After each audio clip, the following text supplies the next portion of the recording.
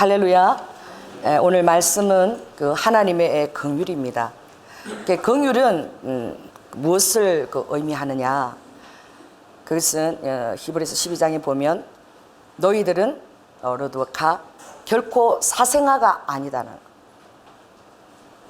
육신의 부모가 있어서 누구나 이 땅에 왔겠지만, 그러나 육신의 부모는 르와카 그 인간의 한계가 있어서 끝까지 자기의 마음에 원하는 대로 자녀들을 다스리고 싶지만, 그러나 환경과 여러 가지 조건의 제약을 받지만, 그러나 리두카 나는 너희들의 아버지로서 리두후 너희들의 모든 삶을 체휼하고 있고, 또 르와카 이 땅에 몸소 인간으로 와서 죽기까지 순종하면서 르와카 너희들이 삶에서 겪는 모든 것들을 내가 다 스스로 겪기를 원하였는데, 어느 정도까지 내 자녀의 고통에 동참하기를 내가 원하였느냐?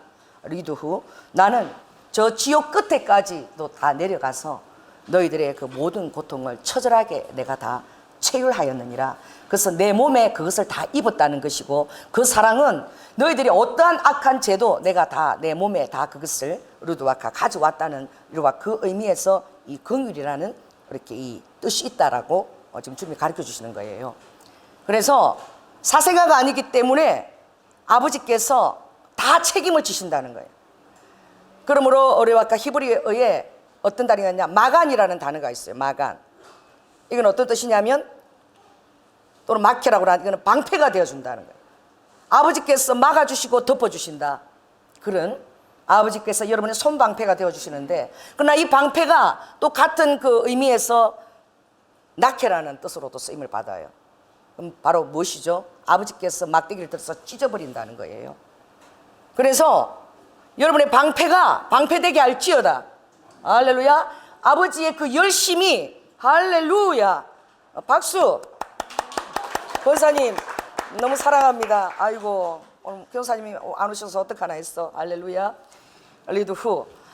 그래서 하나님의 긍휼은 너무나 우리가 이해할 수 없는 것인데, 엘리두와 그것이 로마서에 그 비밀이 나와 있지요. 그래서 로마서 3장 20절에 보니까, 그러므로 인간으로 태어난 자는 율법의 행위로 너희들이 하는 그 행위를 가지고 하나님 앞에 의롭다 하심을 얻을 육체가 하나도 없다는 거예요. 할렐루야. 아버지께서 아예 딱 그렇게 작정했다는 거예요. 그러므로 모든 사람이 다 죄를 다 범하였다. 그러므로 하나님의 영광 이를 자가 한 사람도 없다. 자기 행위를 자랑하면서 나 이걸 자는 한 사람도 없다 라고 주님이 딱, 아버지께서 하나님의 진리 되신 말씀 안에 명제를 딱 내리신 거예요. 그래서 모든 사람이 다 죄인인 거야. 자, 여 사람한테 인사하십시오. 당신은 회개한 의인입니다.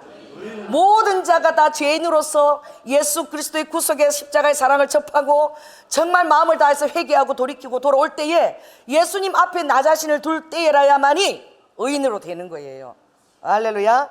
그래서 아버지께서 왜 이렇게 하셨느냐? 아버지의 사랑 안에 있는 구속으로 말미암아 하나님의 은혜가 모든 자에게 다 내 자녀에게 미치도록 하기 위한 아버지의 작정이고 결단이십니다. 그러므로 나는 죄를 지으면 산지금도 왜 나를 죄인이라고 그러냐? 그것은 죄인 되게 하려고 그러는 것이 아니라 하나님의 은혜의 영광을 맛보고 사생자가 아니라 그의 자녀로 살라는 아버지의 부르심과 선택인 거예요. 할렐루야. 그래서 하나님이 모든 사람을 순종치 아니하는 데 가두어두시면 그랬어요. 여러분 100% 여러분들 순종할 수 없다는 것을 인정하세요. 이게 힘입니다. 100% 순종하고 여러분 살 수 있어요? 아버지가 그렇게 할 수 없도록 가두었다 그랬어요. 여러분을 불순종의 감옥에 다 가둬버린 거야. 왜 그래요? 여러분이 하는 모든 그 순종과 이것들이 모든 사람에게 긍휼을 베풀게 하리 하심이라. 아버지의 긍휼이 모든 사람에게 미쳐서, 그 은혜가 미쳐서 모든 사람들이 뭐로 살게 하려는 것이죠? 하나님의 은혜로 살아가게 하려는 것입니다. 2차 대전 이전에 그 인본주의, 그 휴머니즘 사상이 도래되고 니체가 무신론자를 외치고 많은 철학자의 대부라고 일컫는 사람들이 그런 것들을 르와카 선포했을 때에, 그때 굉장히 사람들에게 인기가 있는 것이 있었는데, 이 자아를 만족시키라는 거예요. 자아를.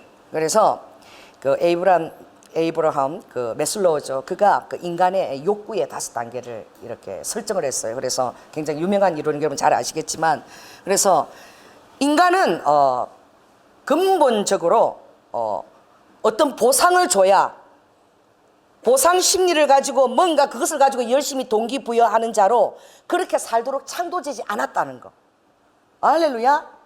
인간은 인간이기 때문에 동물과 다르게 한 것을 하나님이 주신 거야. 여러분들이 어떤 외적인 동기나 보상을 가지고 열심히 하나 그것을 이루고 나서 그냥 공허해. 아무것도 기쁨이 없어. 그리고 우리 안에서는 어떻게 해요? 인간이기 때문에 더 나은 세상을 위해서, 또 다른 사람들을 더 이롭게 하기 위한 그런 원초적인 그 열망이 있는데, 이것을 하나님이 넣어주신 거예요. 인간에 가면 있는 거예요. 동물들이 이 자아를 만족시키기 위해서 노력하는 걸 보았습니까? 동물들은 먹는 거 주면 그걸로 가장 만족하지요. 그리고 인간과 주인과 교감을 나누면 그것뿐입니다. 그래서 인간도 정말 이런 체계를 따라 가장 낮은 수준에서 높은 수준으로 나아간다 그랬어요. 그래서 가장 리도 그 욕구를 니즈라고 하는데, 이것이 가장 그 원초적으로 낮은 이제 욕구가 생리적인 욕구야. 그 하나님이 뭐라고 얘기하죠? 너희들이 먹는 거, 입는 거, 또 너희들이 의식주. 그런데 이것이 얼마나 중요해요. 오늘도 여러분 잠자리가 필요하고, 할렐루야, 먹는 거, 추위를 위해서 덮는 거, 겨울이 오잖아요. 얼마나 이런 것이 필요합니까? 그럼 아버지는 이런 것들은 다 이방인이 구한다고 그랬어요. 할렐루야. 나는 너희에게 무엇이 필요한지, 이 생리적인 욕구가 무엇이 필요한지, 생물학적으로 너희들이 생존하기 위해서 내가 어떻게 해야 되는지 내가 그것을 다 알고 있다라고 얘기하고 있습니다. 아멘. 그러니까 우리는 더 높은 단계로 주님이 부르고 계시는 거예요. 잊고 먹고 의식주의 단계에 우리가 있지 않은 거예요. 두 번째 오는 것이 이제 이 불안과 두려움에 대해서 어떻게 하면 내가 안전하게 살 수 있는가. 이제 생리적인 그 생존의 욕구가 충족되어 나면 이제 안전함에 대한 욕구가 생기는 거예요. 그래서 정말 여행을 해도 어떻게 해요?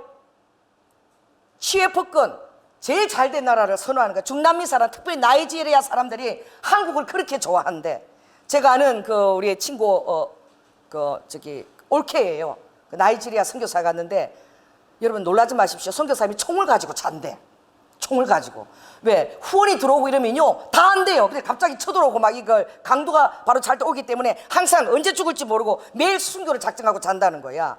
처녀야. 처녀인데 맨날 총을 들고 들어올 걸 딱 대비했어. 막 순식간에 그냥 막 강도가 차 안에도 덮치고 이러는 거야. 그래서 밤 9시에 외출을 못 한대요. 나이지리아는 이런 그런 중남미에는. 더구나 필리핀도 그렇죠. 콜롬비아는 더구나 마약 때문에 또 얼마나 위험합니까? 그런데 이 사람들이 나이지리아 사람 와서 제일 안전한 나라가 대한민국이라는 거야. 9시 이후에 술을 먹고 갈지자로 걸어도 되는 나라가 대한민국이라고 친구들에게 대한민국 올 때, 야, 여긴 9시 이후에 술을 마셔도 갈지자로 걸어도 아무도 나를 때리고 돈을 안 뺏어가는 나라가 여기다. 그렇게. 여러분, 우리 한국이 대단한 민족입니다. 할렐루야. 배달의 민족이에요. 아멘. 세상에 여러분 정말 딱 이렇게 주문을 하면 나물 같은 거 금방 쉬잖아요. 새벽에 문 앞에 와 있는 나라입니다.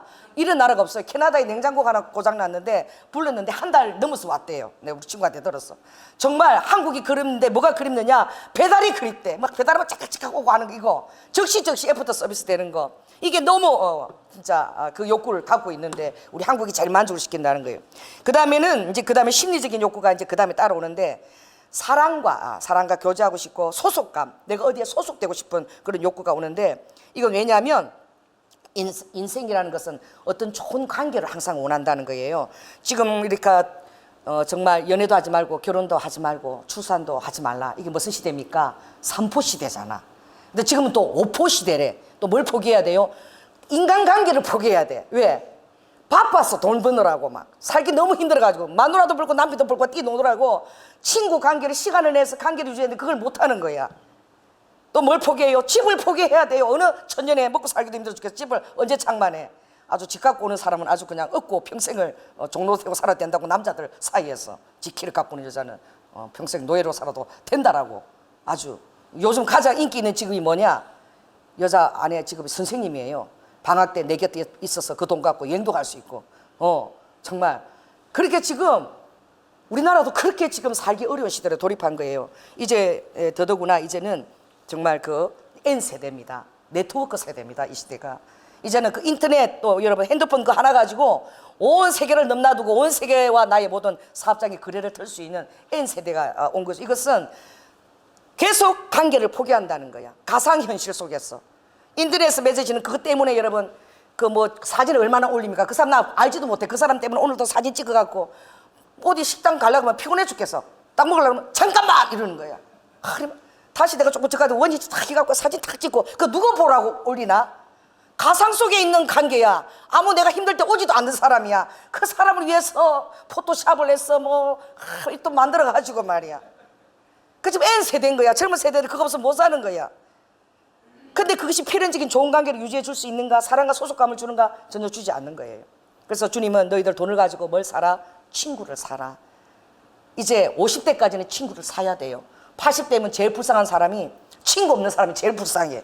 돈 있으면 뭐해? 아무도 안 오는데 아무도 나를 불러주지도 않고 완전히 고립돼가지고 일본 말로 히키코모리야. 많이 딱 들어앉아가지고 있으면 뭐 할 거냐고 같이 쓰자고 나눌 사람도 없는데 이제 이런 세대가 되는 것이죠. 그래서 여러분들은 예수 그리스도 안에서 우리가 이렇게 서로 사랑의 공동체를 허락해 준 예수님이 너무나 감사한 것입니다. 어린아이부터 장년까지 막 그냥 학벌과 빈부를 다 막론하고 우리는 예수 보혈 가족입니다. 혈연보다도 더 끈끈한 거죠. 예수 그리스도의 보혈로 여러분 영생까지 같이 가야 돼. 아무리 미워도 미워하면은 딱 여러분 천국 가면 여러분 옆자리 딱 주님이 주신다고. 그러니까 이 땅에서 살아야 돼요. 할렐루야. 그러면 천국이겠어요? 그러니 주님이 우리가 정말 사랑하고 소속감을 가지는 이제 그 다음에 있는 것이 자아 실현입니다. 이제 나의 꿈과 그런 비전들을 실현하고 싶은 거죠. 그러나 우리 그리스도인에게 주님이 요구하시는 것은 메슬로 이 단계를 뛰어넘어서 초자아를 주님이 요구하시는 거예요. 이거 뭐예요? 너의 자아가 산산이 부서지게 하라. 너의 자아가 완전히 깨뜨려져라. 그리고 자아를 완전히 뛰어넘어 버려라. 그래서 어떻게? 너 자신을 포기해 버려라. 내 안에서 순복하라. 순종하고 복종하라. 그러면 내가 너를 통해서 살리라.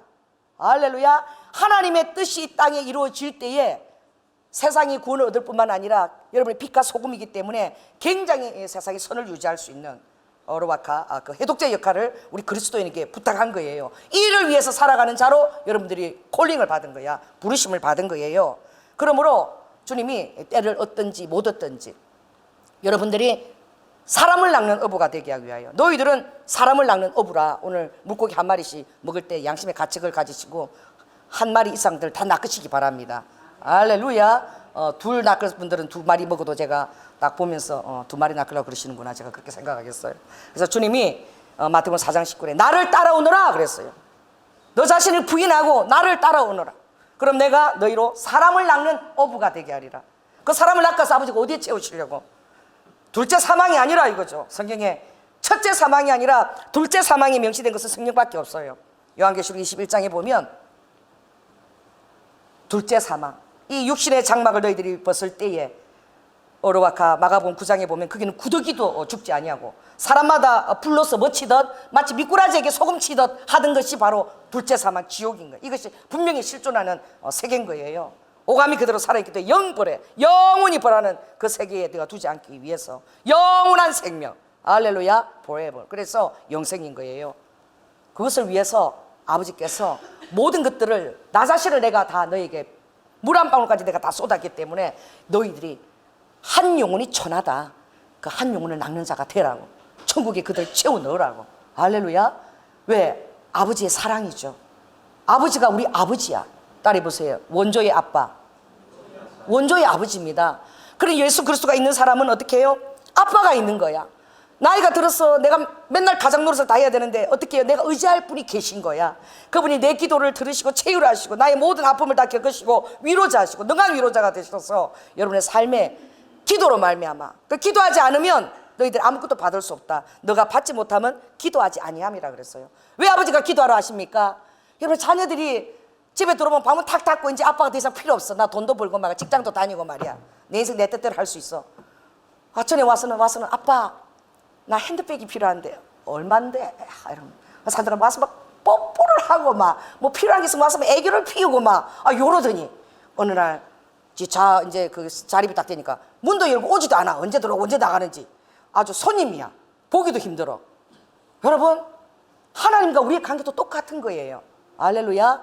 자녀들이 홀로 서기가 될수록 더 와서 찾아와서 어떻게 지내냐, 아빠에서 그간 그렇게 할 때 얼마나 그게 고맙고 기뻐요. 아빠도 마찬가지예요. 아빠는 기도의 통로를 통해서 아버지가 너무 주고 싶어 하시는 거야. 왜? 여러분들이 기도하면서 주님 전에 찾아오는 게 그것과 똑같습니다.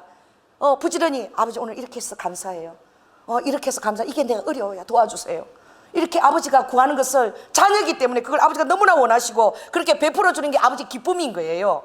할렐루야. 그래서 예수님이 요한복음 14장에서 말씀하셨잖아요. 지금까지는 너희가 내 이름으로 아무것도 구하지 아니하였으나 내가 왔다, 이 세상에 왔다. 내가 십자가에서 죽은 사랑을 보았지. 아빠가 너희를 죽기까지 사랑하는 사랑을 보았지. 내가 이 땅에 왔잖아. 그리고 내 이름이 너희에게 주어졌잖아. 할렐루야. 지금까지는 너희가 내 이름으로 아무것도 구하지 아니하였지. 그러나 이제 아빠가 왔으니 내 사랑을 십자가에 보았으니 구하라. 그리하면 넘치도록 내가 부어주리니 너희의 기쁨이 충만하리라고 약속하신 거예요. 할렐루야. 여러분 구할 때에 여러분의 기쁨이 충만하도록 하나님 모든 것을 공급하실 줄 믿습니다. 그래서 특별히 오늘 제가 이 본문을 정한 것은 하나님이 다윗을 말할 때에 참 내 마음에 너무나 합한 자야. 그리고 내가 그를 통하여 계획한 것을 끝까지 다 이루리라.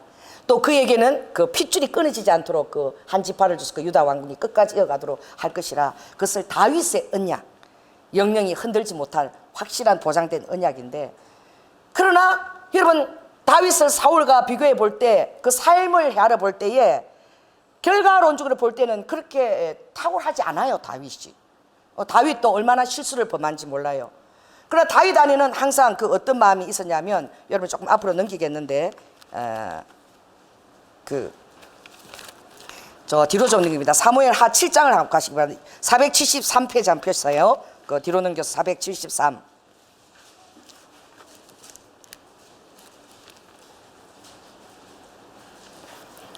자, 거기에 사무엘하 6장 21절 22절 한번 읽겠습니다. 21절 22절 한번 읽습니다. 시작. 다윗이 미갈에게 이르되 이는 여호와 앞에서 한 것이니라. 저가 내 아비와 그 온 집을 버리시고 나를 택하사 나로 여호와의 백성 이스라엘의 주권자를 삼으셨으니 내가 여호와 앞에서 뛰놀리라. 내가 이보다 더 낮아져서 스스로 천하게 보일지라도 내가 말한 바 계집종에게는 내가 높음을 받으리라. 또 그랬죠. 그리고 또 7장 8절 한번 읽겠습니다. 7장 8절 시작. 그러므로 이제 내 종 다윗에게 이처럼 말하라. 만군의 여호와께서 이처럼 말씀하시기를 내가 너를 목장 곧 양을 따르는 데서 취하여 내 백성 이스라엘의 주권자를 삼고 그랬어요. 다시 넘어가서 18절을 읽습니다. 시작. 다윗 왕이 여호와 앞에 들어가 앉아서 가로되 주 여호와여 나는 누구오며 내 집은 무엇이간데 나로 이에 이르게 하였나이까. 이 다윗이 뭘 알았던 거예요? 올챙이 시절을 항상 기억하고 있었던 거야. 따라해보세요. 개구리 올챙이 시절을 항상 기억해야 된다. 그래야 의리 있는 사람이 돼. 자, 옆 사람들 얘기하세요. 의리가 있자. 오늘의 나 된 것은 내가 잘나서 된 게 아니야. 내 가족들의 기도와 헌신과 모든 지인들 안에서 내가 오늘 이 자리에 서 있는 거예요. 할렐루야. 그러니 더 겸손하고 감사가 충만해질지어다. 그래서 다윗이 항상 기억한 것은 내가 정말 그 양떼를 치는 그 보잘것없는 천한 그 목동의 자리에 있을 때 아버지께서 나를 바라보시고 택하시고 이스라엘의 왕으로 기름 부으시고 왕을 삼았으니 미갈아 내가 옷이 벗겨지도록 언약궤가 들어올 때 너 앞에 춤을 췄다고 너가 나를 무시하고 왕이 그렇게 정말 옷을 다 벗을 정도로 창피한 행동을 하면서 춤을 추려 했는데, 내가 그렇게보다도 더 천하게 보일지라도 내가 이 하나님께서 나를 이스라엘 주권자로 삼으신 것을 감사하게 생각한다는 그 고백인 거예요. 할렐루야. 정말 이 역사를 하나님이 주권적으로 주관하시는 게 참 신기한 어떤 예표잖아요. 누가 그 이스라엘에 많은 왕들이 있지만 이스라엘은 어르카 19왕이고 어르카 남유다는 20왕이 있어요. 그런데도 이 사울과 다윗과 솔로몬은 하나님께 마치 예표처럼 보이는 왕처럼 각각 몇 년을 치리하였더라. 그런 왕이 없어요. 전부 다 40년씩. 사울 40년, 다윗 40년, 사무엘 40년 딱 역사 속에 그대로 치리하게 하신 거야. 참 희한하죠. 그래서 1050년 BC 그리고 1010년에 다윗이 970년에 솔로몬이 왕이 된데 40년씩 딱 치리하면서 마치 거울과 예표처럼 주님이 보여주시는 거예요. 여러분 사울도 하나님 앞에 있을 때 그가 겸손했지만 사울이 연약한 것은 무엇이 연약하 있는가? 따라해 보세요. 체면이 밥 먹여주냐? 여러분 체면이 밥 먹여주죠. 우리 한국에는 유교 사상이 심해가지고요, 아주 체면 때문에, 특별히 조폭들은 체면 때문에 할복도 해. 내가 대장인데 이렇게는 살 수 없다. 칼을 갖고 나를 찔려라. 안 그러면 할복이 했어. 어떻게 일본의 사무라이들은요 얼마나 자기 체면이 중시한지 역사 속에 그런 게 있어요. 너가 우리가 오기 전에 그 닭을 먹었다고 그 누명을 띄셨으니까 딱 전부 다, 이야, 그 역사책에 나옵니다. 47명. 자기 밑에 부하들이 47명이야. 47명 딱 앉아놓고, 자, 우리가 할복을 해서 우리 배를 보여주자. 이게 실제로 있어요. 그러니까 이 명예, 체면, 사무라이들 배를 딱 해고 창자를 딱 꺼내갖고 닭고기 안 먹은 걸 보여준 거야. 이게 역사책에 나옵니다. 이 사무라이들 대단한 무서운 사람들이, 이 사람들. 체면이, 따라해보세요. 체면이 밥 먹여주냐? 하나님 앞에서는 내가 비루하고 천하게 보일지라도 내가 그것에 개의치 않는다. 이 다윗의 위대한 고백이에요. 사울이 실패한 것이 무엇입니까? 그도 출발할 때 굉장히 겸손해서 왕으로 기름 부을 때 찾았을 때에 그 행구 뒤에, 그 소 행구 뒤에 숨어 있었다 그랬어. 보니까 너무 잘생겼어. 이스라엘 백성보다 어깨가 한치나 높아. 과연 보니까 왕 삼을 만하다라고 인정했어요. 그러나 그가 사무엘 13장 15장에 보면 하나님 말씀을 어떻게 해요? 순종하지 않는 거예요. 왕의 체면을 유지하려고 그러고, 또 제사장에 드려야 될 제사가 끝나기도 전에 그가 제사장이 할 것이가 제사를 드려버리고. 왜? 불안하고 두려우니까. 적군들이 막 쳐들어오는데 제사를 빨리 드려야지 사무엘이 안 오는 거야. 그러니까 어떻게 해요? 사무엘 역할을 자기가 해버리는 거야. 그 무엇 때문에 그렇습니까? 두려움이죠. 더 나아가서는 자기의 체면이죠. 그게 더더욱 나타나니 하나님 기회를 더 주십니다. 따라해보세요. 하나님은 반드시 또 기회를 주세요. 아버지가 최소한 3번의 기회를 주세요. 그래서 또 아말렉 전투에서 어떻게 해요? 해례 명령을 내립니다. 아무튼 우상에 접한 자는 그 백성들을 타락시키니 어린아이든 유아든 노인이든 왕이든 다 죽여라고 명령을 내렸어요. 그랬는데 내 생각에 좋을 듯 하여 좋은 송아지는 뭐 하려고? 제사 드리려고 하나님 앞에 남긴 거야. 아버지가 저 레바논의 백향목이 다 내 거고 소양 때 그런 것들이 다 무슨 필요가 있느냐? 나는 뭐 좋아한다? 번제나 제사보다도 목소리 순종하는 것을 내가 더 좋아한다 그랬어요. 따따리 보세요. 아버지 좋아하시는 거, 목소리 순종하시는 거. 할렐루야. 그래서 아버지께서 그럼에도 불구하고 이제 너를 버렸다 그럴 때에 이 사울의 행동입니다. 나를 버렸다 그래도 좋다. 지금 내 앞에서 사무엘이 왕처럼 나를 계속 인정해서 이 백성들 앞에서 지금 내 체면을 세워달라. 하나님이 버렸는데, 따라해보세요. 하나님이 버리시면 긍휼을 얻기 위해서 완전히 지렁이같이 엎드려야 돼요. 따라해보세요. 지렁이 같은 너 야곱아, 아버지가 돌이킬 수 있을 때까지 바짝 엎드려야 됩니다. 어디 그냥 하나님이 치셨는데 고개를 바짝 들고 원망을 해요. 이 피조물인 인간이. 그러니 아버지가 바짝 엎드릴 때에 야곱, 지렁이 같은 너 야곱아, 이게 되게 사랑스러운 거야. 지렁이 같은 너 연하야. 아버지 다시 기회를 주시는 거예요. 자, 딸이 보세요. 이름 불러보세요. 지렁이 같은 자기는 불러보세요. 그때 주님이 긍휼을 베푸시는 거야. 바짝 엎드려야 되는 거야. 하나님이 버리셨는데 무슨 체면이 필요하냐고. 그래서 아버지께서 이가봇 그 어떻게 해요? 루아카 그 아버지의 그 면류관을 옮겨버리신 거죠. 그래서 사무엘상 16장 7절 보니까 여호와께서 사무엘에게 이르시되 그 사울의 그 왕됨을 내가 버렸다 그랬어요. 그래서 나는 사람의 용모와 신장을 보지 않는다. 왜냐하면 사울이 너무 멋있었거든. 나의 보는 것은 사람이 사람을 보는 것 같지 아니하니 사람은 외모를 보거니와 나 여호와는 중심을 본다라고 그러셨어요. 할렐루야. 여러분, 하나님께서 여러분의 중심을 보신 줄 믿습니다. 그래서 사무엘이 르와카 한번 16장을 한번 가볼까요? 16장 앞으로 넘겨서 16장 리드후. 자, 한번 16장 7절을 한번 찾아보시기 바랍니다. 이거 중요하니까 한번 읽고요. 또 읽겠습니다. 여러분 같이 한번 읽겠습니다. 시작. 여호와께서 사무엘에게 이르시되 그 용모와 신장을 보지 말라. 내가 이미 그를 버렸노라. 나의 보는 것은 사람과 같지 아니하니 사람은 외모를 보거니와 나 여호와는 중심을 보느니라. 그래서 사무엘이 말제 소년 이세에 그걸 딱 보니까 18절에 있습니다. 넘겨서 시작. 소년 중 한 사람이 대답하여 가로되 내가 베들레헴 사람 이세의 아들을 본 적, 다윗을 본 적, 그 말입니다. 탈 줄을 알고, 이거는 수금과 비파를 타는 그 악기에 능한 자라는 거야. 그리고 어떻게 해요? 호기와 무용과 구변이 있는 준수한 자라 여호와께서 그와 함께 계시더이다. 양을 치는 목동에 불과한 다윗이었지만 사람들이 볼 때에 그가 어떻게 해요?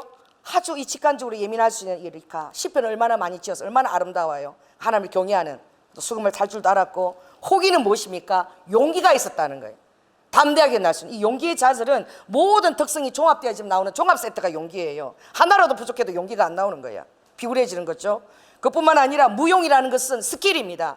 이 루아카, 정말 그 루아카 가장 탁월한 스킬은 뭐예요? 물맷돌이죠. 따라해보세요. 다윗이 항상 사용했던 물맷돌. 그러니까 하나님이 여러분의 실패를 했던 성공을 했던 이끌어온 대로 하나님 여러분을 쓰십니다.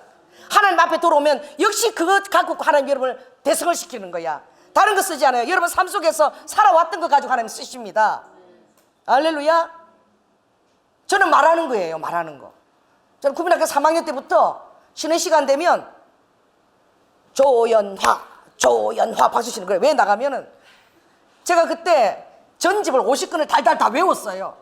그래갖고 얘기를 너무 그것을 맛있게 하는, 그러고 나서 우리도 이와 같이 용감한 세발리아 이발사처럼 우리도 용감한 사람이 됩시다 이러고 끝나는데 너무 재밌는 거야.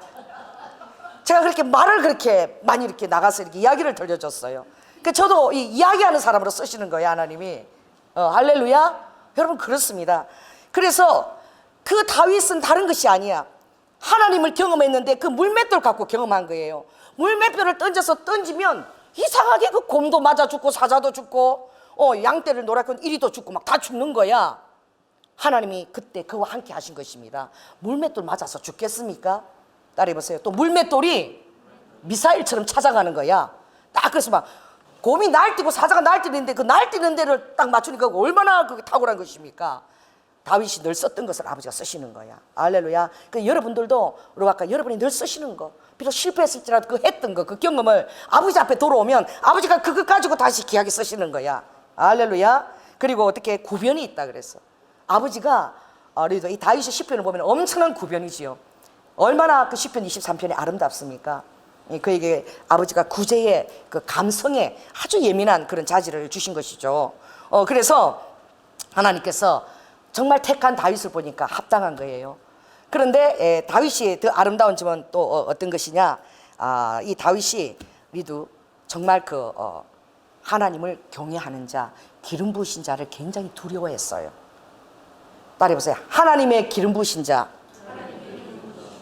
그의 모든 주권이 하나님께 있다는 것을 인정한 자예요. 그리고 그 주권에 개입하지 않았어요. 여러분, 그 백성들이 다윗은 만만이요 사울은 천천히다. 전쟁터에 나갈 때마다 이 전쟁의 은사를 준 거야. 백성인 거예요, 다윗이. 할렐루야. 그 무용이 대단한 거예요, 그 막 스킬이 전쟁에. 그의 그 비결은 늘 주님께 묻는 것입니다. 여러분 매일 주님께 물으십시오. 할렐루야. 그랬을 때에 사울이 그냥 다 제치고 막 항상 사울의 관심은 다윗이야. 저 만만히 되기 전에 언제 왕이 될 줄 몰라. 이 왕의 기름 부심이 받았잖아. 쫓아다니는 3,000명의 군사를 끌고. 그래서 아둘람 굴에 어떻게 해요? 볼일 보러 들어갔죠. 굴에 캄캄한데 여러분 밖에서 안에 들어가면 안이 안 보입니다. 근데 안에서는 보여요.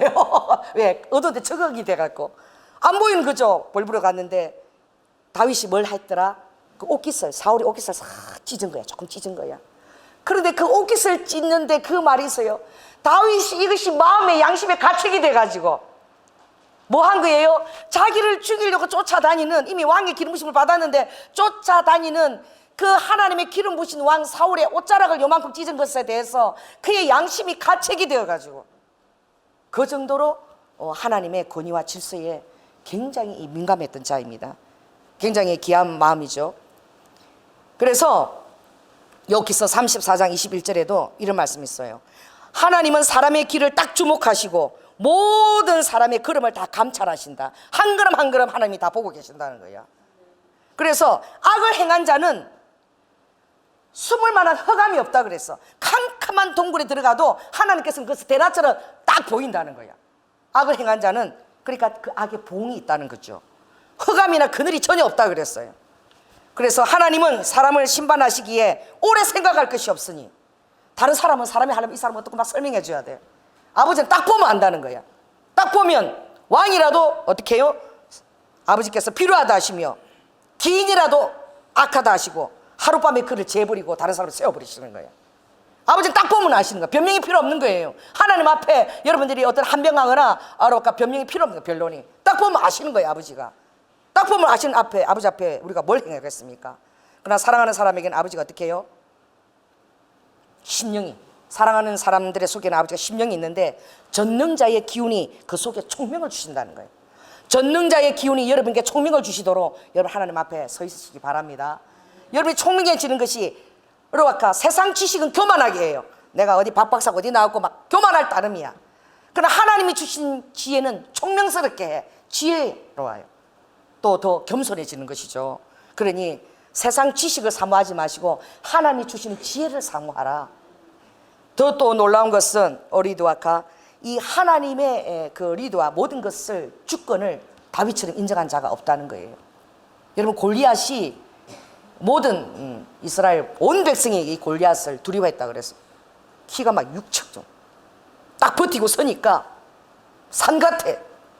그런데 에르와카 그 다윗이 나아갈 때에 골리앗이 네가 내가 개냐? 개냐? 투구도 크니까 기사니까 다윗이 벗어버리고, 내가 개냐? 네가 막대기를 가지고, 개치는 막대기처럼 그 물이야 막치는 그 막대기를 갖고 다시 야 내가 개냐? 이러는데 그때 다윗이 한 말이 참 놀랍죠. 그게 보면 하나님의 구원하심이 칼과 창에 있지 아니하다는 거예요. 어떤 우리나 도구나 내가 가진 것이 있지 않다는 거예요. 그러므로 전쟁은 여호와께 속한 것이니 너를 골리앗 너를 오늘 하나님이 내 손에 붙였다라고 딱 선포를 해버려요. 그리고 오르와카 정말 귀한 말을 하는데, 자 우리 사무엘상 17장 넘겨가지고 자 43에서 45까지 우리 한번 읽을까요? 여러분도 이 말씀을 읽을 때 여러분 이영 여러분 임할지어다. 한번 읽겠습니다. 시작.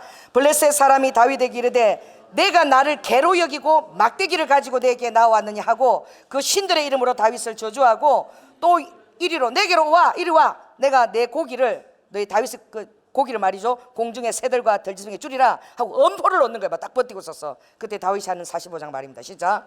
다윗이 블레셋 사람에게 이르되 너는 칼과 창과 단창으로 내게 오니와 나는 만군의 여호와의 이름 곧 내가 모욕하는 이스라엘 군대의 하나님 이름으로 내게 가노라 그랬어요. 그리고 오늘 하나님께서 너를 내 손에 붙였다라고 할 때에 시편에 보면 다윗이 조금도 리와카 거기에 대해서 두려워하지 않고 담을 뛰어넘으면서 달리면서 항우를 벌리며 조금도 주춤거리지 않고 뛰어나가면서 그 말하면서 뛰어나간 거야.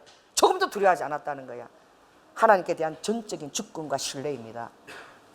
아멘. 여러분이 어떤 소명과 비전을 주셨다면 아버지가 여러분이 그 안에 있는 한 하나님 그걸 이루십니다. 아멘. 여러분이 절대 의심하지 않고 그것을 끝까지 기도 안에 붙들고 있는 한, 포기하지 않는 한 아버지가 여러분을 그것을 통해서 이루십니다. 그래서 하나님의 그 주권을 인정했다는 거죠. 여러분 우리가 시편에도 104편 9절에 보면 하나님께서 바다와 육지의 경계를 정했어요. 그래서 주께서 물의 경계를 정하여 넘치지 못하게 하시며 다시 돌아와 땅을 덮지 못하게 하였다라고 했어요. 여기서 38장 10절 11절에 보면 계안을 정하고 물 앞에다가 문과 빗장을 베풀었다 그랬어요. 얼마나 멋집니까? 안 보여요. 근데 물 앞에 아버지가 문과 빗장을 딱 베풀었다 그랬어요. 그래서 이러기를 물한테 말씀하시는 거예요. 파도한테, 바다에게 네가 여기까지 오고 넘어가지 못하리니 내 교만한 물결이 여기까지라고 아버지가 정해놓으신 거야. 할렐루야. 그래서 아버지가 허락하시지 않으면 여러분이 바닷가에 가서 죄송해요 술 마시면 안 되는데 좀 한잔 해갖고 취해서 저기 파도 앞에 좀 자도 괜찮아. 살아있어 그 다음날. 물이 딱 그까지 와서 절대 여러분을 넘쳐서 여러분을 끌고 바닷속으로 끌고 가지 않아요. 다 그까지 오고 한결같이 그 경기를 지킵니다. 저는 정말 이 말씀을 읽을 때에 정말 제가 이 말씀을 그 해운대 갔을 때에 들어갔어요. 물속에 들어가서 내가 밤에 가서 누워 있었어. 그래서 물이 딱 근데 내 배꼽까지 오더니 딱 여기까지 오다 들어가. 또 배꼽까지 그 이상 안 올라와. 가슴까지도 안 와. 야, 이 말씀이 진짜구나. 저는 좀 별짓을 합니다. 제가 그랬던 적이 있어요. 그러나 또 하나님께서 오는 그 환경의 쓰나미와 어떤 그 모든 것들을 아버지 허락하지 않으면 안 된다는 거예요. 딸이 보세요. 참새 한 마리도 땅에 떨어지는 거 내 허락이 없으면 안 떨어진다고 주님이 말씀하셨어요. 여러분 여기서 30장입니까? 번개 맞아 죽는 것도 아버지의 손으로 딱 그 표대로 맞춰서 맞춘다 그랬어요. 다 죽을만 하니까 죽는 거야. 번개 맞아 죽는 거. 그러니까 번개 치는 날에 밖에 제 앉았으면 나가도 괜찮아. 제가 보장합니다. 절대 안 죽습니다. 근데 여러분 오르바카 껄끄러면 나가지 마세요. 절대 죽습니다. 죽을지 몰라. 왜? 이 말씀대로인 거예요. 그래서 시편 30편 6절에 보면 무릇 경건한 자는 주를 만날 기회를 타서 항상 주께 기도하라는 거야. 왜냐하면 진실로 너에게 쓰나미와 홍수가 범람한다 할지라도 절대 너에게 미치지 못하도록 내 사랑하는 자에게 경계는 여기까지야. 그만 더 이상 하지마. 아버지가 이렇게 막아주신다는 거야. 할렐루야. 여러분 얼마나 감사합니까? 그래서 그러나 오늘 이 정말 이 루아카 내 아들 다윗이 나의 이 루아카 그 기름 부신 그 왕을 이루기 위해서 정말 그가 비루하고 천해 보일지라도 그것을 다 감당했다는 것들을 너희가 알기를 원한다는. 어떻게 해요? 그가 도망자의 삶을 살 때에 다윗한테 붙여준 자가 누굽니까? 환난당한 자, 상처당한 자, 빚진 자. 그런 자들 나 혼자 도망가기도 힘들어 죽겠는데 환난당한 자, 빚진 자, 상처당한 자 어떻게 먹여 살리라고 400명이나 붙여 따라다니는 거야. 그뿐이에요. 먹을 것이 없어가지고 그가 어떻게 아히멜렉한테 갔어. 예수님이 직접 얘기했죠. 너가 왜 안식일에 일을 안 했지? 왜 이거 다 벼가루 먹느냐, 비에사가 왜 미리상 먹느냐 이러니까 야, 다윗이 제사장도 먹을 수 없는 그 진설병 먹은 거 네가 모르느냐? 이러잖아. 딸이 봐서 진설병도 그 경계도 아버지가 허락하시면 먹을 수 있어. 다 내가 왕이야. 눈 내리 깔어 그냥. 내 뜻이 최고야. 왜? 너희들은 진흙이고 토기장이, 나는 토기장이고 너희들은 진흙이고 토기야. 내가 깨뜨릴 권한이 있고 세울 권한이 있어. 그러니까 눈 내리 깔어. 아버지 이렇게 안 하시잖아. 나를 그냥 알아다오. 이거 눈 내리 깔이는 조연아가 아직 조폭기질에서 하는 거고 절대 아버지 이렇게 안 하시고 너희들이 나에게 기도해서 나를 알아다오. 아버지가 겸손히 아버지가 요청하시죠. 할렐루야. 또 설교 잘못했다고 야단치면 안 되니까. 여러분 그래도 아버지가 사랑하시는 게 누굴 붙여주셨어요? 사울이 그 다음 타자로 왕이 돼야 돼. 그 다음 타자 누굽니까? 요나단이에요. 근데 아버지가 다윗을 사랑하는 증거를, 여러분 사랑하는 증거를 옆을 보십시오. 저를 사랑하는 증거는 오리와카 양떼를 허락해 주신 것입니다. 할렐루야. 이게 저의 면류가 아닙니다. 이게 얼마나 감사한 거야. 한 영혼의 천한 거야. 여러분 정말 이 다윗에게 아버지가 이스라엘 그 양떼를 아버지가 허락해 주지 않았겠어요? 그러니 다윗이 정말 그 아기스 왕에게 가서 그가 살려고 어떻게 해요? 리카 그걸 보면 정말 그 슬픕니다. 그게 그 몇 장에 보면 나오는데 21장 한번 보겠습니다. 넘겼어. 21장 11에서 13절을 찾아가세요. 자, 11에서 13절 446조 한번 11에서 13절 읽습니다. 시작. 자, 10절부터 읽겠습니다. 그날에 다윗이 사울을 두려워하여 일어나 도망하여 가드왕 아기스에게로 가니 아기스의 신하들이 아기스에게 고하되 이는 그 땅의 왕 다윗이 아니니까 무리가 춤추며 이 사람이 이를 창하여 가로되 사울의 죽인 자는 천천히요 다윗은 만만이로다 하지 아니하였나이까 한지라. 다윗이 이 말을 그 마음에 두고 가드왕 아기스를 심히 두려워하여 그들 앞에서 어떻게 해요? 그 행동을 변하여 미친 채 하고 대문짝에 끄적거리며 침을 수염에 흘리며 이런 행동까지 했다는 거예요. 얼마나 비루하고 초라한 행동입니까? 침을 흘리면서 막 미친 행동을 했다는 거예요. 르드와카. 여러분 하나님의 뜻을 이루기 위해서는 어르와카 이것도 아버지의 뜻을 이루기 위해서 이 행동도 여러분 해야 되는 거예요. 더 나가서 여러분 가장 어르와카 정말 슬픈 게 무엇이냐? 다윗이 이제 오늘 우리가 읽은 본문입니다. 이 본문 앞에서 서 있을 때야 알지 이 다윗이 얼마나 이스라엘 백성들을 사랑하겠어요. 그는 하나님 앞에 그 왕적인 리두 기름 부심을 받은 자예요. 그런데 자 28장 봅니다. 28장 1, 2절을 함께 읽습니다. 시작. 그때에 블레셋 사람이 이스라엘을 쳐서 싸우려고 군대를 모집한지라 아기스가 다윗에게 이르되 너는 밝히 알라 너와 내 사람들이 나와 한 가지로 나가서 군대에 참가할 것이니라. 다윗이 아기스에게 이르되 그러면 당신이 종이 행할 바를 아시리이다. 아기스가 다윗에게 이르되 그러면 내가 너로 영영이 내 머리 지키는 자를 삼으리라 하니라. 다윗의 이 전쟁에 능한 그 스킬을 다 인정하는 거예요. 만만을 죽인 자라고 백성들이 노래하는 자예요. 그가 이 블레셋 진영으로 와서 그의 지금 말하면 어떻게 해요? 친일파가 된 거죠. 들어가서 원수의 나라에 가서 우리 식민지하에 했는데, 이렇게 해서도 다윗이 비굴하게 살아남아야 되는 이유가 무엇이겠어요? 이스라엘의 왕의 기름 부심을 일으키기까지 그가 살아남아야 된다는 자기 중심적 행동이었어요. 그러므로 지금 다윗이 가장 코너에 몰린 것은 오늘 29장에 이스라엘과 더불어서 이제 전쟁을 해 나가야 되는데, 다윗도 내 백성을 죽이러 나가야 되는 거야. 그런데 이 전쟁은 사울이 죽는 길보아 전쟁, 이 전쟁에서 사울이 죽는 거예요. 근데 하나님께서 이 다윗이 인간적인 연약함이 있었는지, 르두카 아니면 그 이스라엘의 왕의 기름 부심 그 약속을 이루기 위해서 그가 한 행동인지 내가 이게 궁금해요. 내가 주님한테 물어보겠어요. 아버지, 이 본문을 목사님들 설교할 때에 이 다윗이 정말 자기의 생명을 위주하게 급급해서 저도 좀 인간적이면서 그렇게 생각했습니다. 그래서 정말 이스라엘 백성들을 대적하게 나가겠습니다. 내가 저 원수의 아기스 왕의 저 원수의 나라의 그 백성들 내가 다 죽이기로 내가 나가겠습니다라고까지 오늘 선포했거든요. 여기 한번 읽겠습니다. 르드후. 자, 29장 8절을 읽겠습니다. 시작. 다윗이 아기스에게 이르되 내가 무엇을 하였나이까? 내가 당신의 앞에 오늘까지 있는 동안에 당신이 종에게서 무엇을 보셨기에 나로 가서 내 주 왕의 원수와 싸우지 못하게 하시나이까? 요거를 딱 적어놨으면요 오늘 맨날 어떻게 청문회 불려 나가야 돼. 왕이 됐어, 대통령이 됐어. 그때 그 문서가 적혀있다. 일본에 원수와 싸우겠다. 지금도 박정희가 그 일본 사관학교 나왔잖아. 얼마나 친일파라고 지금 그러고 이렇게 비방하는 사람들이 비방하잖아요. 그러나 여러분들은 하나님의 경륜과 모사를 알아야 돼요. 하나님이 이때 다윗을 처절하게 자아가 부서지게 낮춰지는 순간이야. 물어보니까 성님이 리드와까 너희들은 다윗이 자기의 생명을 급급해서 그렇게 한 행동이라고 그렇게 생각할지 모르나 리드와카 이때 다윗의 자아가 완전히 부서졌다. 하나님께서 나를 전장에 나가서 원수의 백성에서 싸우게 한다면 내가 그것도 감당해야 되리라. 아버지가 그 환경 가운데 주셨다면 이스라엘 왕이 자기 백성을 죽이는 일에 내가 아기스 왕의 부하로 가서 그것을 참여해야 되리라 까지 리드와가 그가 자기 자신을 순복시켰다는 사실을 아는 자가 없느니라. 많은 자들이 다윗의 생명을 유지하기 위해서 그가 그렇게 비굴한 행동을 하였으라고 생각하고 저도 그렇게 생각했어요. 근데 이 시간 우리가 주님 그렇지 않다라고 그랬어. 이때 그 행동까지 자기가 해야 될 그 처절한 순간에 다윗이 도망가지 않고 사면초가 같은 그 극도의 그 르와카 그 코너에서 그가 도망가지 않고 아버지가 이 자리까지 못다면 내가 가겠습니다 라고 한 것은 너희들이 이것이 자아가 죽어진 고백이라는 것을 너희들이 깨달을 수 있겠느냐. 사람들은 이게 자아가 죽어진 고백인 것을 깨닫지 못해. 이때 다윗은 바로 코앞에 그가 왕의 기름을 받기 전에 내가 이때 달아보았느니라. 어디까지 자기 변호와 자기 합리화와 자기 체면과 이 모든 것을 다 내려놓고 내 뜻 안에 죽든지 살든지 내가 아버지 뜻 앞에 서겠나이다.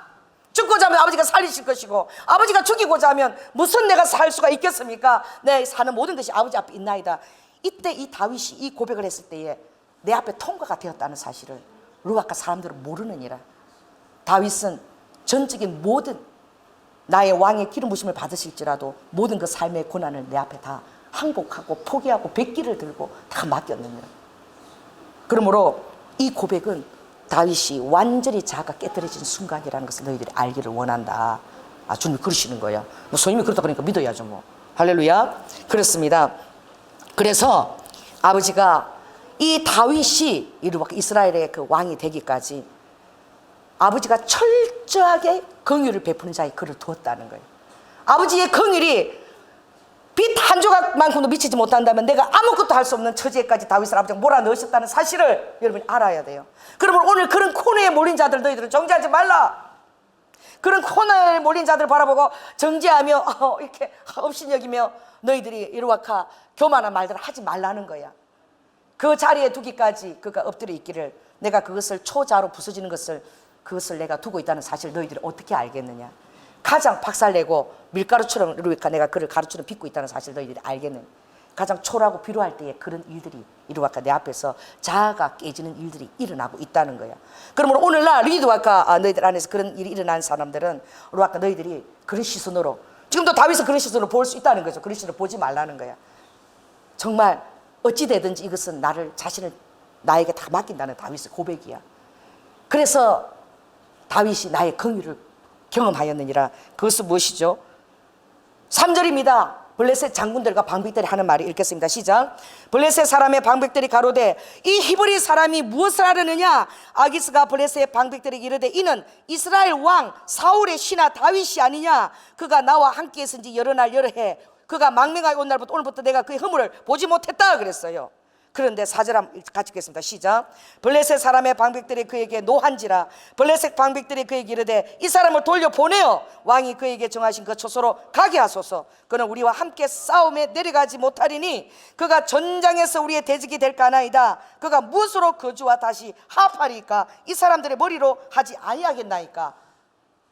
밀정처럼 들어와가지고 갑자기 뒤에 섰다가 아기스 왕이나 리더자들 목을 다 쳐버리면 내가 왕으로 왔다, 내가 이래서 왔다 이러면 어떻게 하겠냐 이거지. 다윗을 죽인 자는 만만이고 그가 이스라엘의 왕의 기름 분까지는 모르지만 그 리더자로 그렇게 썼는데 변심하면 어떡하냐 이래가지고 막 말려가지고 어디에 못 나가게 하신 거예요. 전쟁에 못 나가도록 하나님이 다윗이 이스라엘 왕이 되기 직전 아버지께서 이 다윗의 자아가 부서진 걸 받으시고 아버지 긍휼히 베풀어 주신 거예요. 할렐루야. 다윗이 하나님께서 자기를 다시 돌아올 때에 아버지가 거기 나가서 자기 백성들의 그 피를 묻히지 않도록 자기 손에 했을 때에 다윗이 그 코너에서 얼마나 하나님의 긍휼하심을 맛보았겠습니까? 자, 따라해보세요. 하나님 취미가 코너 긍휼 맛보기다. 참 말하기 싫죠. 그래도 큰 소리 해야 되고 사실이에요. 하나님의 취미가 코너에서 긍휼을 맛보여주기. 왜냐하면 아버지는 리도 나는 너희들의 자아가 깨어지기를 너무나 원해. 왜냐하면 너희들이 자아가 완전히 깨어져서 너 자신을 포기하고 백기를 들고 그리고 나에게 오면 내가 나와 함께 완전한 너가 나의 인격적인 교제를 누리게 되고, 그리고 너는 이 다윗처럼 내가 오늘 전장에서 원수처럼 보이도 좋고 모든 것을 하나님께 맡기기 때문에 너희들 마음에는 진정한 안식이 있게 되느니라. 평강이 강점 모르게 되느니라. 왜? 모든 것들을 나에게 맡긴 자의 에르와카 그 자의 깨어짐이 내가 콘으로 몰지 않고서야 너희 자아가 어떻게 깨어지겠느냐. 그러니 리드와 각 여러분의 어려움을 당하는 그 모든 것 안에 하나님의 놀라운 사랑과 긍휼이 기다리고 있음을 꼭 기억하시라. 그때마다 하나님 뜻대로 한 것을 이루기 위해서 여러분들이 해나갈 때마다 하나님 이것을 하십니다. 또 이 얘기를 또 해서 좀 죄송한데 제가 참 이상한 행동을 해요. 그래서 어제도 우리 남편이 차로 태워줬는데 가라 나는 걸어간다. 그래 가가지고 또 어디를 가겠습니까? 불고기 브라더스 옆에 공터에서 그 운동기구가 5개가 있어요. 그래서 그물을 바라보면서 30분 동안 반드시 내가 너를 축복하리라 제가 그걸 한 30분을 혼자 막 부르고 그래갖고 또 이렇게 화장실이 좀 급한가 해서 또 들어갔어요. 그랬는데 가보니까 간판이 또 바뀌었어. 이마 전체를 다 바꿔놨어 2개로. 그래갖고 마세키저 홍해가 이게 하나 더 생겼어. 그리고 또 2층을 내가 올라갔더니 2층에 또 페인트 칠하고 리모델링 또 하고 있더라고. 돈이 얼마나 많은지 맨날 자료를 바꾸고 있어. 내가 들어앉아서 일하는 사람한테 가서 이게 왜 홍해입니까? 이 홍해에서 잡은 전복이에요. 이러니까 그게 아니라 이 주인이 예수를 되게 잘 믿는 사람인데 이게 뭐 성경에 나오는 그 홍해래요. 그 형 중에 목사님도 있대요. 막 이러는 거야.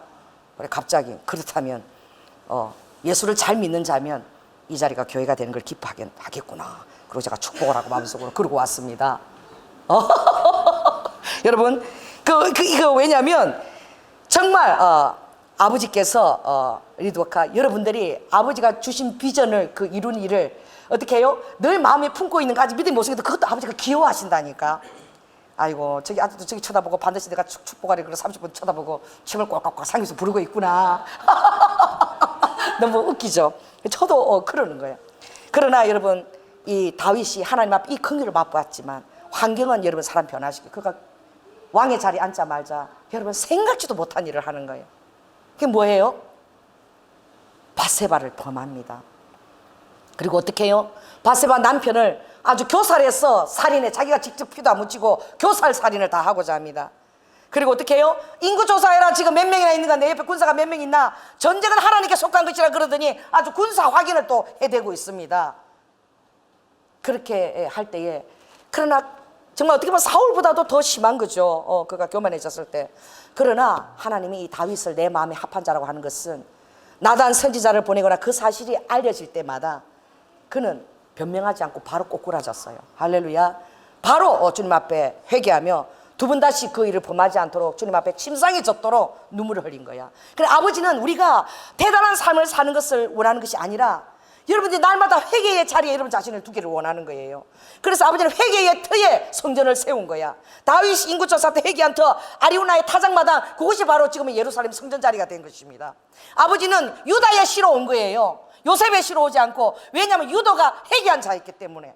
할렐루야. 그래서 찬송을 부르는 자, 유다의 뜻은 찬송이에요. 누가 찬송을 부르느냐? 내 죄 사함을 받고 아버지가 그것을 다 지불해 주셨다는 데 대한 감사에 대한, 그리고 내 죄에 대한 아버지의 사랑의 화답에 대한 말할 수 없는 회개를 할 때에 아버지가 그걸 받으시는 거야. 그래서 아버지는 회개한 의인을 기뻐하십니다. 자칭 의인을 안 기뻐하세요. 나는 죄 지은 거 하나도 없다는 사람 안 기뻐하세요. 아버지가 말씀하시면 메타노니아, 딱 그 길에서 돌이켜서 회개하고. 후회는 아니야. 후회는 짬뽕 같은 거야. 막 했다가 또 해하고, 또 개가 토한 것을 막 한 것처럼 또 그 짓거리를 또 반복하는 것이. 그러나 회개는 완전히 돌이키는 거예요. 다윗이 그렇게 완전히 돌이켰어. 얼마나 주님 앞에 겸하게 됐는지 우리가 시편을 보면 알지요. 그래서 시편 139편 23절에 보면 정말 24절 보면 놀라운 말을 고백하죠. 하나님이여, 나를 날마다 살펴달라고. 내 마음을 아세요. 테스트하세요. 나를 날마다 시험하셔서 내 뜻을 아버지가 깨닫게 해주세요. 내게 무슨 악한 행위가 있으면 보시고 나를 영원한 길로 인도해달라고 그가 기도하죠. 시편 51편 7절에 우슬초로 나를 씻기소서. 우슬초로 나를 씻겨야지 내가 날마다 기쁜 소리를 아버지로부터 들을 거 아닙니까? 그러니 아버지께서 친히 내 뼈를 꺾으세요. 주께서 꺾으신 뼈로 내가 즐거워하겠습니다. 주께서 허락하지 않은 그런 교만한 그런 것보다 주께서 꺾으셔서 납작하게 엎드리신 그 뼈를 내가 더 즐거워하겠다는 거야. 이 고백을 다윗이 하며 그렇게 살았기 때문에 하나님은 이 다윗에게 어떻게 해요? 기뻐하시고 아버지가 그를 향한 뜻을 다 이루신 줄 믿습니다. 그러므로 하나님의 긍휼은 아버지가 어떤 자에게 베푸시길 원하느냐? 날마다 여러분, 하나님이여 내 속에 정한 마음을 창조하여 주시옵소서. 할렐루야. 그리고 내 안에 정직한 영을 날마다 새롭게 하여 주시옵소서. 나를 주님 앞에서 쫓아내지 마시고 주의 성신을 내게서 거두지 마옵소서. 가장 큰 두려움이 무엇이냐? 하나님이 나를 떠난 것. 이게 최고의 두려움인 거예요. 여러분, 그렇게 되었을 때에 다윗은 그가 압살롬 자기 아들에게 쫓겨서 정말 머리를 풀어헤치고 맨발로 쫓겨가며 걸어갈 그때에도 그 별 볼 일 없는 그 평민의 그 시므이가 저주를 할 때에 이제 다윗은 완전히 하나님 앞에 엎드리신 자가 된 거야. 이게 다윗의 정점이고 클라이막스예요. 따라해보세요. 시므이 죽여버릴까요? 왕이에요. 그 왕을 따르는 그 군대 장관도 있고 제사장도 있지 않겠습니까? 비록 하지만 저거 시므이가 아이고 저 피 흘리기를 좋아하는, 전쟁 좋아하는 다윗, 아이고 아들한테 쫓겨서 저렇게 맨발로 아이고 머리 풀어가지고 쫓겨가는구나, 아이고야 네가 왕이냐 막 이러고 막 시므이가 저주를 하는 거예요. 저거 당장 죽여버릴까요? 요압이 그러지 않겠어요? 따라한 요압이. 그럴 때 다윗이 한 말입니다. 참 그 말이 저에게 엄청 그런 도전이 되는데, 따라해보세요. 내버려 두거라. 내버려 두거라. 하나님께서 그를 저주하게 하신 것이면 내가 어떻게 하겠느냐? 시므이 입술에서 그 악한 자의 비료한 자에서 나오는 그 저주를 하나님이 허락하시지 않으면 저 저주도 할 수 없다라고 듣는 그 심령은 정말 주님이 기뻐하시고 낮아진 심령이에요. 왕으로서 서 있는 것이 아니라 하나님 앞에 서 있는 태도인 것이지요. 그랬기 때문에 그는 하나님의 다시 세우심을 기대할 수 있었어요. 제사장 사도가 너는 도로 돌아가거라. 거기 있거라. 그리고 나의 모략을 베풀 자를 또 돌려보내는 거야. 왜? 하나님께서 나의 겸함을 보시면 다시 뜻을 돌이키사 다시 왕으로 나를 돌리시리라. 여러분, 하나님 앞에 그렇게 납작 엎드린 자야만이, 하나님 앞에 합하기가 없던 자만이 그것을 기대할 수 있는 것입니다. 너가 완전히 깨어지지 않고 낮아지지 않고 뭘 나에게서 기대를 해? 주님 그러시는 거예요. 완전히 엎드려져야지만 너가 초도 의심 없이 내가 너를 다시 세우고 돌이키는 것도 기대할 수 있지 않겠냐. 그 시므이가 하는 저주조차도 나의 음성으로 그는 들었던 거예요. 하나님 앞에서 행한 다윗의 모습인 거예요. 그래서 아버지께서 다윗 여러분 기쁘게 하신 줄 믿습니다. 그는 이제 온전히 감사로 제사를 드리는 자가 될 뿐만 아니라 이제 어떤 인간의 업적이나 그런 데 관심이 없었어요. 성전 너는 피를 많이 흘려서 짓지 마. 그러면 누가요? 네 대를 이을 아들이 할 것이야. 난 좀 화날 것 같아. 불고기 벌어져서 네 대에 안 돼. 그 다음 때가 갈 거야. 이러면 나는 좀 마음이 힘들 것 같아. 주님이 다윗이 어떻게 했어요? 기쁘게 받았습니다. 할렐루야. 그리고 그 모든 것들 다 할 수 있는 그 틀을 누가? 다윗이 솔로몬을 위해서 다 준비했는데 29장을 읽어보세요. 어마어마하게 준비했습니다. 그건 집에 가서 읽어볼 시간 없으니까 어마어마하게 그것을 기쁘게 준비했어요. 하나님의 뜻이면 무조건 그가 그것을 기쁘게 받아들였던 것을. 정말 하나님이 다윗을 얼마나 콘으로 몰았는지. 자, 따라해보세요. 주님, 제가 콘으로 몰릴 때 두려워하지 않겠습니다. 저의 자아를 깨뜨려 주세요. 하나님의 권능과 능력으로 사는 자가 되게 하여 주세요. 그렇게 고백한 여러분 되시기를 예수님으로 축원합니다. 기도하겠습니다. 성령 하나님 감사를 드립니다. 아버지 하나님, 사울과 다윗과 솔로몬, 엘루와 칸나카, 아버지 하나님 기도원 때에 아버지 많은 사람들이 기도원에게 왕을 원했을 때에 아버지 기도원은 나는 인본주의를 살지 않겠다, 신본주의를 살겠다 고백했습니다. 그러나 하나님은 왕을 원하는 백성들의 소원을 들어주셨습니다. 로드 와카, 아버지 우리에게 많은 것들 다 허락하셨습니다.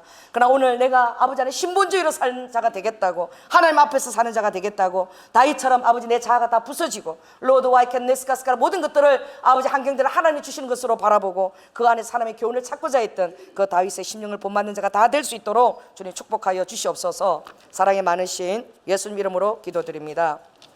찬송가 141장 부르면서 성만찬 여러분 준비하시겠습니다.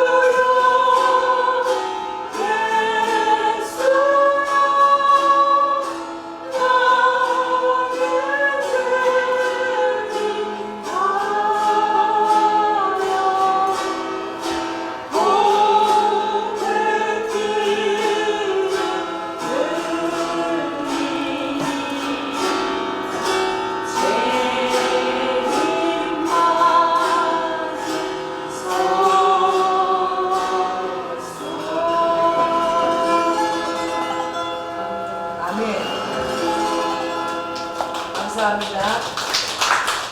기도하겠습니다. 사랑해 주님 감사합니다. 모든 사람이 죄를 범하였음에 한 사람도 하나님의 영광에 이를 수가 없고 주님께서 아버지 하나님 모든 사람에게 아버지 하나님 그를 죄에 가두신 것은 하나님의 놀라운 은혜를 맛보게 하기 위함이라고 말씀하셨습니다. 주님 요두와카 우리가 주님 앞에 늘 겸손하게 죄임을 고백하고 하나님의 그 놀라운 부모로서의 아버지로서의 그 사랑과 긍휼 안에 머무는 자가 될 수 있도록 우리의 모든 하나님을 원망하고 아버지 앞에 반박하는 모든 우리의 자아를 주님께서 아버지가 깨뜨려 주시고 주님 앞에 아버지 하나님 백기를 들고 항복하며 포기하며 아버지 내 자신을 주님께 드려서 하나님이 나로 말미암아 먹고 마시고 하나님의 영광을 드러내는 삶이 우리 성도들에게 그대로 일어날 수 있도록 주님 도와주시옵소서. 오늘도 주님 앞에 아버지 하나님 모든 사랑의 마음과 그 삶의 세밀한 도우심에 감사함을 드리며 귀한 헌금을 올려드립니다. 아버지 우리 성도들의 마음을 기쁘게 하는 엘르와카 기쁨의 하늘의 포도주와 그리고 루아카 그 마음을 윤택하게 하는 하늘의 놀라운 기름 부으심과 마음을 힘있게 하는 모든 양식들 특별히 아버지 하나님 이 세상을 살아갈 때 필요한 모든 것들 정말 하늘의 자원을 허락하시고 우리는 권세 있는 떡을 먹는 자입니다. 하나님 광야에서 능히 식당을 베푸실 수 있습니다.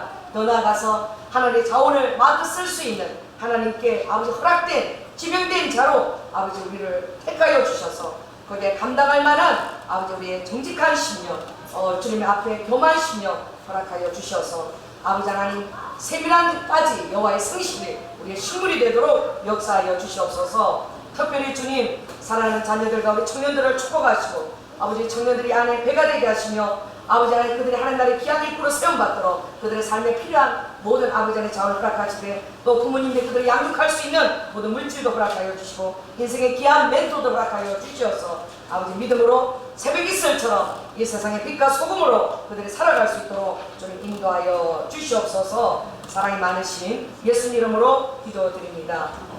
지금은 죽기까지 순종하시며 사랑의 모본을 보여주신 예수 그리스도의 은혜와 독생자 아들을 아끼지 아니하시고 우리를 위해 보내주신 성부 하나님의 극진하신 사랑과 성령님의 교통 감화하심이 이제 주님 앞에서 아버지 철저히 내 자신을 부인하며 하나님의 권능과 능력과 사랑을 의지하며 안식하기까지 평강을 누리며 아버지의 모든 뜻을 헤아려 알며 그 안에서 아버지 안에 깨어지고 아버지 안에 두려워하며 정직한 영으로 살기를 결단하는 성도들 위에 지금부터 영원토록 함께할 지어다.